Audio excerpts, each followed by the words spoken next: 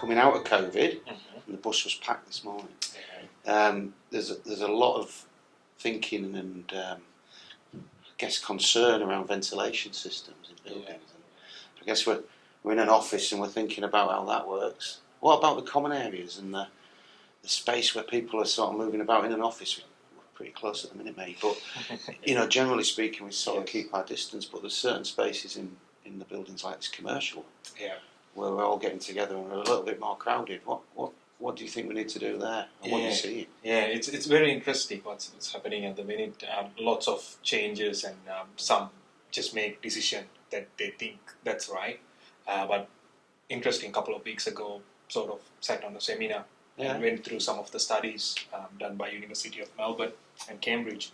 The first thing, obviously, you need to get a proper sort of a HVAC specialist or someone sort of specialized in the ventilations. Right. Because you couldn't simply, for a public space, obviously you need more and more fresh air. Right. That's a requirement.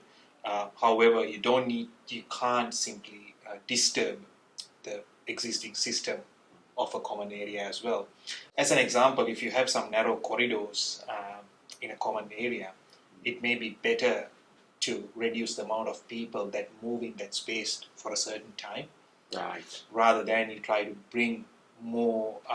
So as services people, what we're doing is we're building a service around the occupant. It's always around that, isn't it? Yes. So the system's been designed to do what's needed for the people within it. Yeah. And what we're seeing is that there's a thinking around, well, let's manage the people rather than try and change the system. Is that what you mean? Of course, yes. Plus, mainly, you can look at, rather than capital changes like the filters. Right. Anything about sort of MERV 13 rating, so you talk about the HEPA filters. Right. It's obviously, it's clean as much as air that's coming out. It's being filtered as much as it can be. Exactly. So, which is much better to have obviously, those are not only for the recent COVID, but for general air cleaners, it's obviously much better to have. So there's no harm on putting a better filter, but I must stress that having a better filter, you shouldn't restrict the amount of fresh air that's coming into these common spaces as well.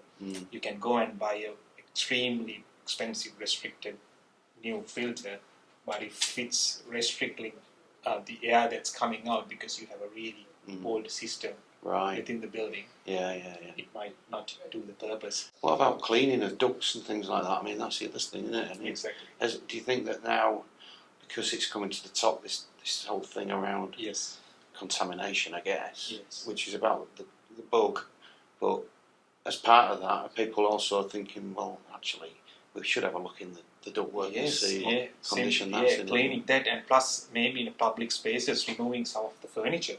Okay. And some of the equipment that you have a higher dense in that space, so that may also assist us having more fresh air that's turning around the areas rather than having things to blockage. You're checking your grills when the grills are blocked. So those are the first housekeeping that any building should be doing. Make sure the spaces and the movement of the air from the system that it's designed to do is available so that you get it.